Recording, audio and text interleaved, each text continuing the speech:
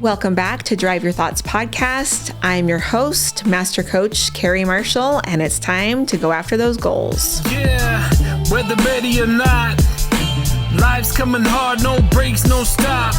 And if you put me on the spot, don't get it twisted, I never drop. If you feel a bit out of control and out the box, here's a way that you could drive your thoughts.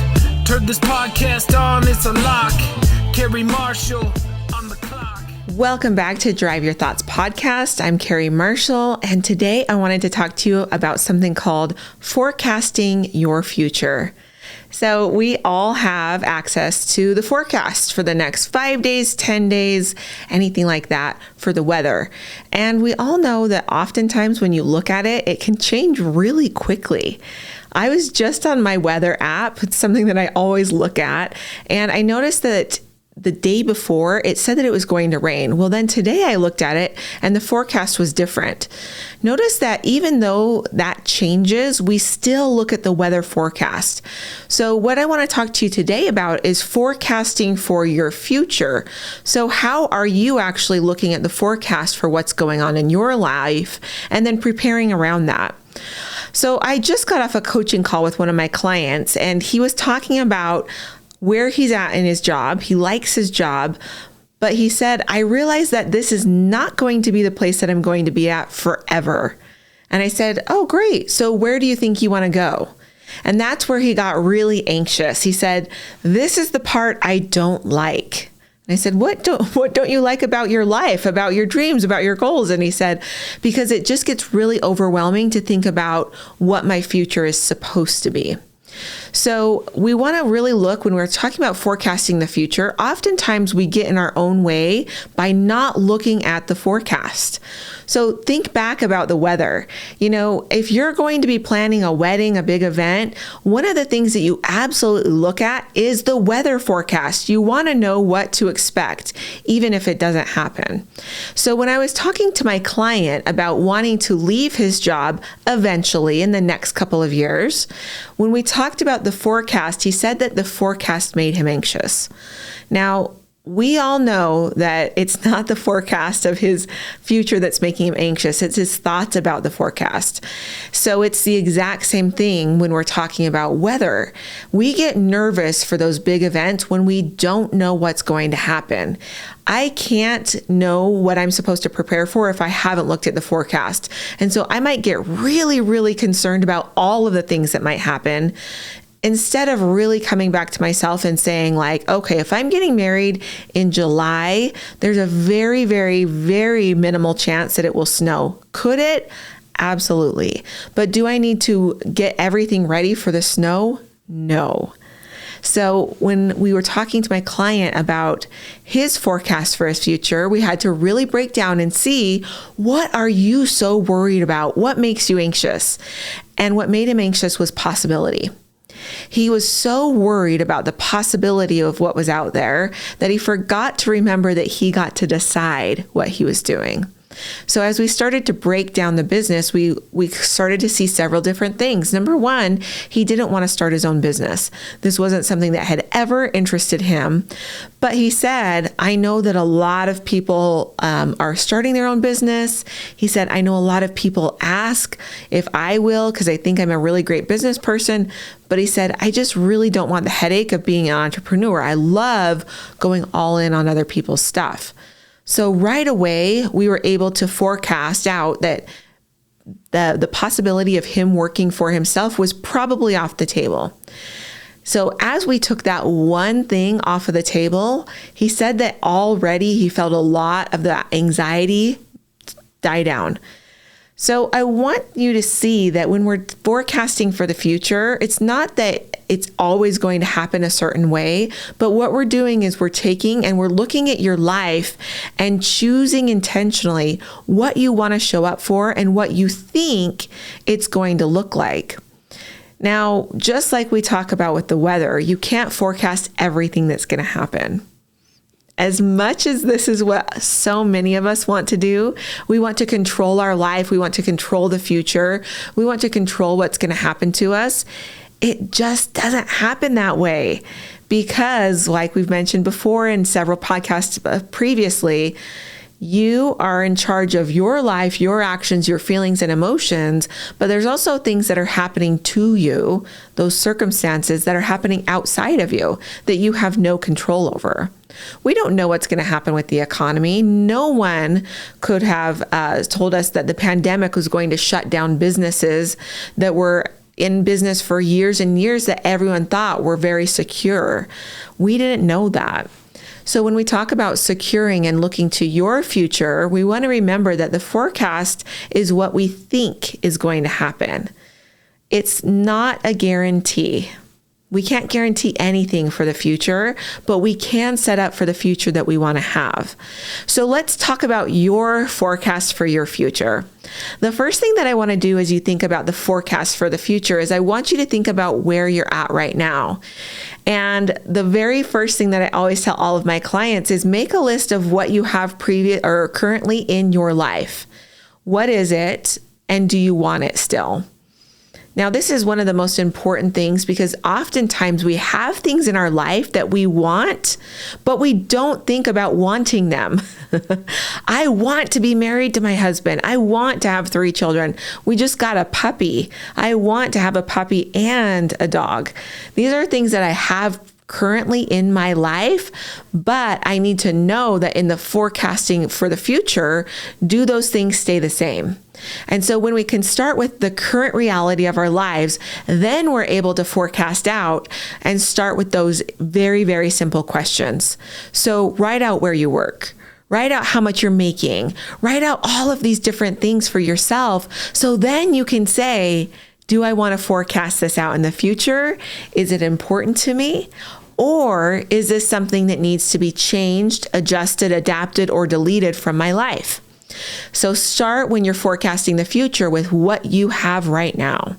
Start with your friends, start with your circle of influence, start with your spiritual relationship, whatever that is, write it down, and then we can go and forecast out. Once you forecasted out what you have currently, then I want you to start to see the gaps that you are wanting to fill. So for instance, if you see that you have a great family life, you like where you work, but there's a gap in adventure. Maybe you're not traveling enough. Maybe you're not spending enough time in hobbies or creating space that you get to figure out what you like. Then we want to forecast out for the future. So what we're going to do is we're going to take what you're doing and now we're going to think about that forecast. What would it look like to include a new hobby? One of my clients really wanted to start fly fishing and he had no idea where to start, but he said, I know that this is something that I want to be doing. It's something that I can do year round. It's something that will get me into nature. I've always wanted to do it. And so when we could forecast into the future, he knew that he would start to fly fish, but he had some really big deadlines coming up at work. Now, when we forecast into the future, what we want to do is set deadlines for that. And so he knew that fly fishing was on the horizon, but he knew that it wasn't going to happen for the next 2 quarters, so almost a half a year. For a lot of people, this can get really, really, they can just kind of like put it off to the side. It's not going to happen. But instead, when we're forecasting for the future, we can actually schedule it then so that we make sure that there's time available, that there's going to be things that we can do when we're in that space. So that then when we look and we say we're fly fishing in August, that's when I'm going to start. I'm going to start to take classes. I'm going to go to the local fishing shop. All of those things are set up so that you're ready to go. So remember that forecasting for the future doesn't mean that it needs to happen right now. You can absolutely set things aside and say, this is going to happen in 2 years. I have another client that was living in an apartment in Chicago during the pandemic. And all during the pandemic, she said, I know we're going to move. That was something that she could forecast into the future. But then, she'd get kind of really anxious about how is it going to happen? Where are we moving? How does this work out? But when she could just remind herself again and again, we are moving, and then she'd put a timetable on it. We're moving in the next year. Oh, now we want to know where to move. That forecast started to make sense to her a little bit more. So Just to recap, remember that forecasting can be done and you don't need to know the timetable. We want to make sure that when we're forecasting for the future, we're including the things that we already have in our life. And then the third one is that the forecast is something that we're hoping and that we're going to put intention behind making happen. But then we're absolutely going to remember that little bit of leeway of things happening, circumstances happening outside of ourselves. So those forecasts for the future may not always happen.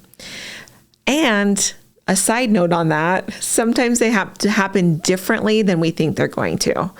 And this is one of the biggest things that I see is expectation for the future. So when we're talking about expectation for the future, oftentimes we think about exactly how it's supposed to look. Now, this can be a really big detriment to you and your future, because if you always think that it's supposed to be a really, really certain way, then what we do is we kind of get ourselves stuck in a corner, because all we've done is we've envisioned it being one way. Well, it can happen a lot of different ways. So I have always been really, really big reader. I've loved to read since I was a little kid. It's probably one of the best hobbies that I have. I've read over 100 books several times in a year, and reading has just always been something that I'm passionate about. On top of that, I've always loved writing, but writing has always been something that has been just a personal hobby of mine. You know, journaling, maybe writing short stories, things like that. But I've always had this secret desire to be an author. Well, I thought about becoming an author, and when I thought about doing it, I had in my mind what it was supposed to look like. You know, you're supposed to get a book deal, and you're supposed to, find the agent, get the idea, put it out there.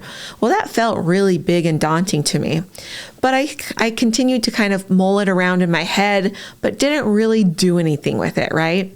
Well, when I started to forecast into the future, I saw that I really wanted to be an author within the next 5 years. And so when I saw that, I started to see the expectation that I was putting on becoming an author, that it could only be this one certain way. So what I did was I started to coach with my own coach around this thing of becoming an author. And I told myself, you know what, instead of telling myself it has to look this way, what if I became open to the possibilities of becoming an author a lot of different ways? Now, here's where it gets really crazy. I have a friend that was writing a book, and he'd written a book previously, and he reached out and said, I know you read a lot, and I'd love to just get your eyes in this new book that I'm writing. So I said, of course, I would love to. So I got to sit down and read the book. Well, turns out it wasn't that great. Now, I know my friend, and I know what he's capable of. And so I was kind of sitting there for a minute thinking, now, do I give him honest feedback and tell him exactly how I feel? Or do I do the thing that most people would, which is like, I loved it. Congratulations on the book. This is super cool. Well, I decided to do something in the middle, just because I love to over deliver. I decided that what I would do is I would take his content and I would rewrite it, just the first couple of chapters, because I wanted him to see what he was missing, and it was his voice. It was him personally that was missing from these chapters that he had sent me. And so what I did was I just rewrote the chapters, and I sent him back a note that said something like, hey, I love you, and I love that you're writing this book, and I love the content, but it's missing you. And that's a big fail, because everybody should know you. And so I just said, I rewrote the chapters and I put in some of your personality that I know, and good luck. And I hope that this wasn't, overreaching, but good luck on your project. The next day he messaged me back and he said, you're hired. And I said, what are you talking about? And he said, you're hired. I want you to write my book. So I became a ghost writer. I became an author through other people's stories. Now, that was the first time that I'd ever done that. I've now ghost written dozens of books, bestsellers on the Amazon list. I haven't made it to the New York Times bestseller list yet with these ghostwriting projects, but I know I will. But it was interesting that when I dropped that place of needing to have it be a certain way, possibilities opened up to me. So when we're forecasting for the future, we want to know where we're going, but we want to be open to the possibilities of how to get there. I like to say that it's more fun this way as well, because when I have an expectation and things aren't going a certain way, I miss out on all of these little things that are happening in my life. You know, sometimes people call it the universe, God, whatever it is for you. I think that there's something in it that when we put out and we're available for different options, that we're actually able to see the different options of how they work out.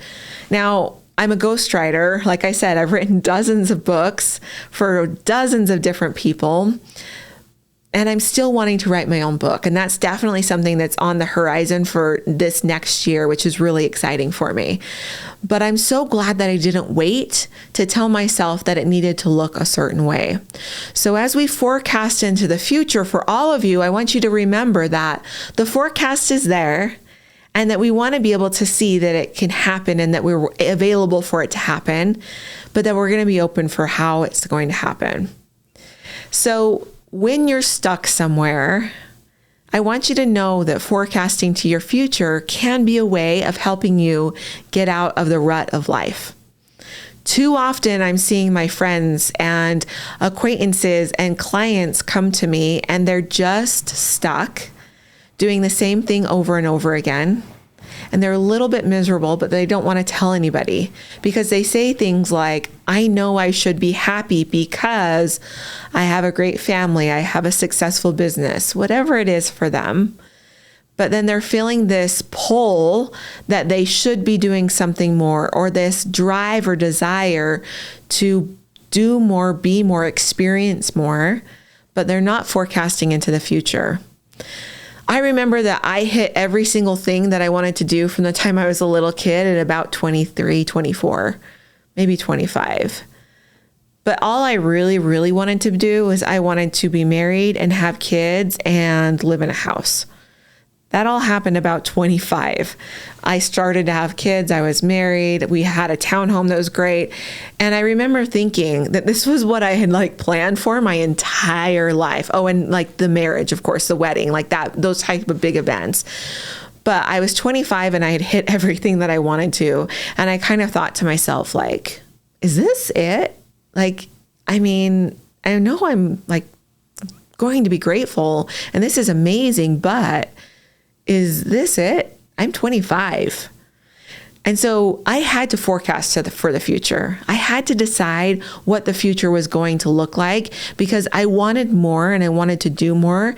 But up to that point, I had only been able to forecast up to a point where I had a baby and I was married and had a house. That was done. So I want to remind you and push you to forecast for your future. If you're 50, 60 and you're retiring, you're looking to, sell your business, do all of these things, then forecast into the future. What do you want retirement to look like? What do you want the next phase of your life to be? What experiences do you want to have? It's an amazing opportunity that we all have, that we get to do these forecasting for the futures. There's so many people that don't get to decide. And, we always get to choose what we're going towards and the attitude that we're going to take. So if you can start forecasting towards that future, it's going to make a huge difference in your life. Thanks for listening to this podcast episode. If you're ready to get in the driver's seat of your own life, you can come and follow me at Drive Your Thoughts Coaching on Instagram, or come and see more ways to work with me at driveyourthoughts.com. Yeah, whether ready or not, life's coming hard, no breaks, no stop.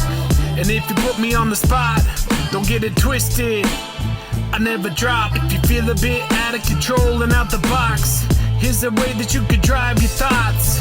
Turn this podcast on, it's a lock. Carrie Marshall on the clock.